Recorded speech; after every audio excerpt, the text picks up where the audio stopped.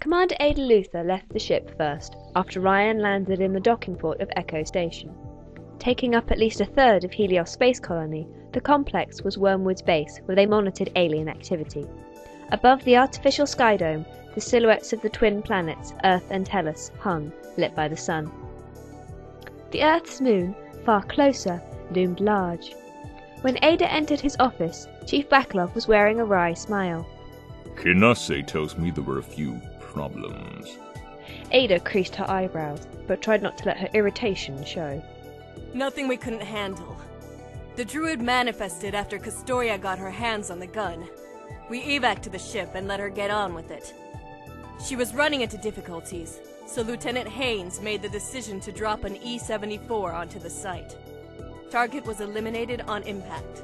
Castoria escaped without injury. We've come to expect that sort of thing from her.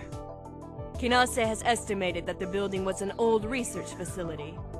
Ensign Sean is wheeling the thing to the armory as we speak. How did he do for his first mission? Competent. No follow-ups. He did quite well at coping with Castoria's field attitude. That's tricky at the best of times.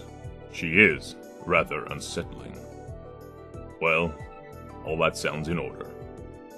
Don't make a habit of bombing team members in the future.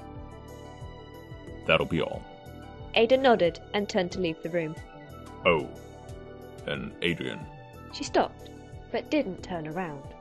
I'm proud of you, you know. It's not just any commander who can keep a lid on that girl and her cannon. You've always done a good job. Ada Luther allowed herself a small, indulgent smile. Thank you, sir. Nick Shan wheeled the squeaky trolley with difficulty down the ramp beside the stairs. The back wheel protested and kept turning the whole thing to the left. The armory was in such a secure station that it was under the ground. Whilst this made sense to Nick, it meant transporting Erin's cannons was a total pain, and the gun was too big to fit in the industrial lifts. Finally, he reached the basement floor and knocked on the door. Mai, I've got the cannon. There was only silence. Nick knocked 5 more times. Mai, open up! The metal door slid open with a pneumatic hiss. Inside were banks of computers, tens of flickering screens in the dark. The other side of the room had bunches of wires twisting down from ceiling to floor. Halfway down the room, with her face lit by the white screen, Mai Kinase sat cross-legged on her personalised hover chair.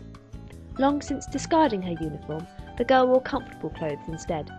She swept blonde hair back from her face and waved in Nick's direction. He wheeled the trolley through and watched the door slide shut behind him. I can't believe you really got that thing installed. What? A remotely controlled door? Mai asked, with her eyes still glued to the screen. You never get up anyway. Got one on the armory? She looked up at him darkly. Ada wouldn't let me. Gotta be secure. So I still gotta get up with that. She's such a stick for stuff like that. That she is. Nick pushed the trolley through the room, stumbling in the dim light and stepping over wires. So, have you found those lights yet? Oh, those clever ones that don't hurt my skin? Nah, I put an order in from Tellus, but they still haven't finished developing them yet. It'll be at least another year. Now wheel that squeaky thing over here. Mai clicked a few buttons at the side of her hover chair and whirred over to the metal door, rolling up the sleeve of her right arm. Embedded in the flesh of her palm was a smooth slab of metal, which she ran over the invisible sensor. There was the sound of tens of heavy bolts and electrical systems pulling aside, and they left the computer room to the armory beyond. I still don't know how little Erin got in here back in Third Breach. Mai steered the trolley that Nick pushed in front of him. Of course, I wasn't in charge of this facility then, but still, that kid's sneaky.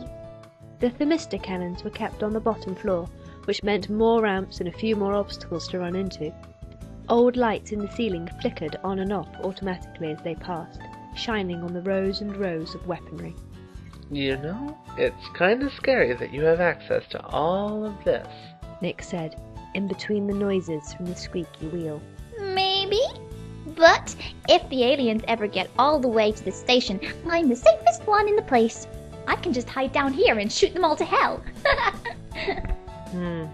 You don't think you'd let me down here too if that happened, would you? Mai shrugged as they reached the final door. I'd think about it, but only because you're so nice and such a kid.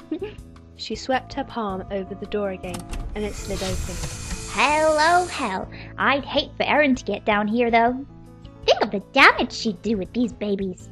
In the dark room, all the cannons they had collected in the last 4 years stood on separate trolleys, silent and abandoned. She'd go on a rampage. Nick wheeled the trolley into an empty space. I don't like the way she acts when they're plugged into her. He left the trolley and walked back out of the room. Mai locked it up. Must be the same as anything else. I don't know. She just acts funny on missions. Maybe. Did something happen on the mission, Nick? What? No, not really. She just really likes shooting that gun around. He gazed at the floor, thinking of Erin's face when she had shot away the door. Are you all right? I'm fine. Let's go back up.